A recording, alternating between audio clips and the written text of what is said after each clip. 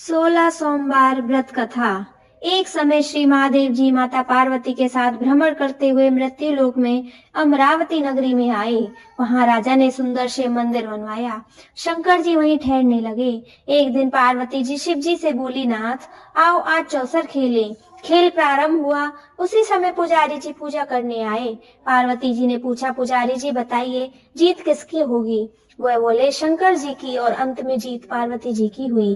पार्वती जी ने मिथ्या भाषण के कारण पुजारी जी को कोढ़ी होने का श्राप दे दिया। पुजारी जी कोढ़ी हो गए। कुछ साल बाद अप्सराएं पूजन के लिए आईं। पुजारी जी से कोढ़ी होने का कारण पूछा। पुजारी जी ने सब बातें बतला दी। अप्सराएं बोली, पुजारी जी तुम 16 सोमवार का व्रत करो, महादेव जी तुम्हारा कष्ट दूर करेंगे। पुजारी जी ने उत्सुकता से व्रत विधि पूछी। अप्सरा बोली, सोमवार का व्रत करें, संध्या पास सुनो रात शाम के टाइम आधा सेर गेहूं के आटे से 3 अंगा बनाएं और घी, दीप, नेवेद्य, बेलपत्र आदि से पूजन करें। बाद में 1 अंग अर्पण कर शेष को अंगा प्रसादी समझकर वितरण कर प्रसाद लें। इस विधि से 16 सोमवार का व्रत 17वें सोमवार को पाव सेर गेहूं के आटे की वाटी का चूरमा बनाकर भोग लगाकर बांट दें। फिर सकुटुंब प्रसाद ग्रहण करें। ऐसा करने से शिव जी तुम्हारी मनोकामना पूर्ण करेंगे। ये कहकर अप्सराएं स्वर्ग को चली गईं।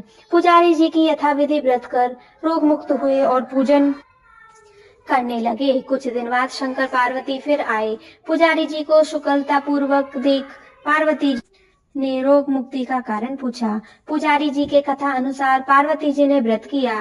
फलस्वरूप अप्रसन्न कार्तिकेय जी माता के आज्ञाकारी हुए। कार्तिकेय जी ने पार्वती जी से पूछा कि क्या कारण है, मेरा मन आपके चरणों में लगा है। पार्वती जी ने वही कारण बतलाया। कार्तिकेय जी ने व्रत किया, फलस्वरूप बिछड़ा हुआ मित्र मिला। उसने भी कारण पूछा। बताने पर विवाह की इच्छा से यथाविधि व्रत किया। फल वह विदेश गया। वहां राजा की कन्या का स्वयंवर था। राजा का प्रण था कि हथनी जिसको माला पहनाएगी उसी के साथ पुत्री का विवाह होगा। वह ब्राह्मण भी स्वयंवर देखने की इच्छा से एक ओर जा बैठा। हथनी ने माला इसी पंडित को पहनाई। धूमधाम से विवाह हुआ। तत्पश्चात दोनों सुख में से रहने लगे। एक दिन राजकन्या ने पूछा, नाथ आपने कौन सा पुण्य किया जिससे राजकुमारों को छोड़ हथनी ने आपको वरण किया? ब्राह्मण ने 16 सोमवार का व्रत सविधि बताया। राजकन्या ने सत्पुत्र प्राप्ति के लिए व्रत किया और सर्वगुण संपन्न पुत्र प्राप्त किया। और बड़ा होने पर पुत्र से पूछा, माता जी किस पुण्य से मेरी प्राप्ति आपको हुई? राजकन्या ने सविधि 16 सोमवार का व्रत बतलाया। पुत्र राजकामना से व्रत करने लगा। उसी समय राजा के दूतों ने आकर राजकन्या के लिए वरण किया। आनंद से विवाह संपन्न हुआ। राजा के देवलोक होने पर ब्राह्मण कुमार को गद्दी मिली। फिर भी वह इस व्रत को करता रहा। एक दिन इसने अपनी पत्नी से पूजन सामग्री शिवालय ले चलने को कहा, परंतु उसने दासियों द्वारा भिजवा दी। तब राजा ने पूजन समाप्त किया तो आकाशवाणी हुई, इस पत्नी को निकाल दे, नहीं तो वह तेरा सत्यानाश कर देगी। प्रभु की आज्ञा मानकर इससे रानी को निकाल दिया। रानी भाग्य को कोसती हुई एक नगर में बुढ़िया के पास गई। दीन देख बुढ़िया ने इसके सिर पर भूत सूत की पोटली रख बाजार भेजी। रास्ते में आंधी आई, पोटली उड़ गई।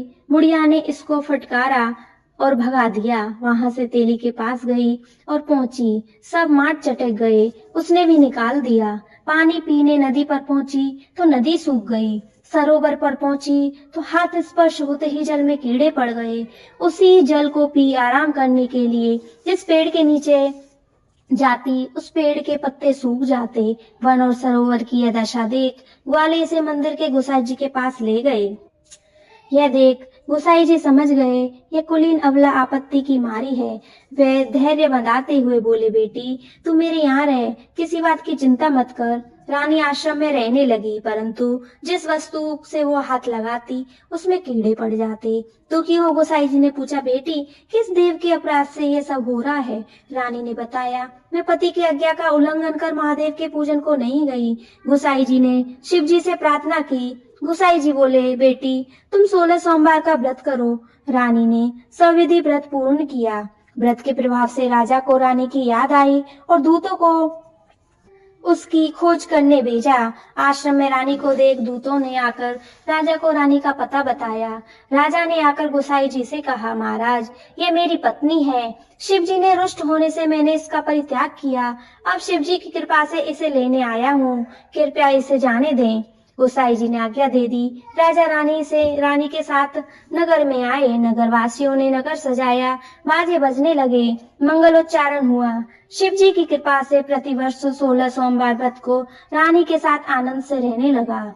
अंत में शिवलोक को प्राप्त हुए। इसी प्रकार जो मनुष्य भक्ति सहित विधि पूर्वक 16 सोमवार का व्रत करता है अथवा इस कथा को पढ़ता या सुनता है, उसकी सभी मनोकामनाएं पूर्ण होती है और अंत में शिवलोक को प्राप्त होता है। बोलो ओम नमः शिवाय।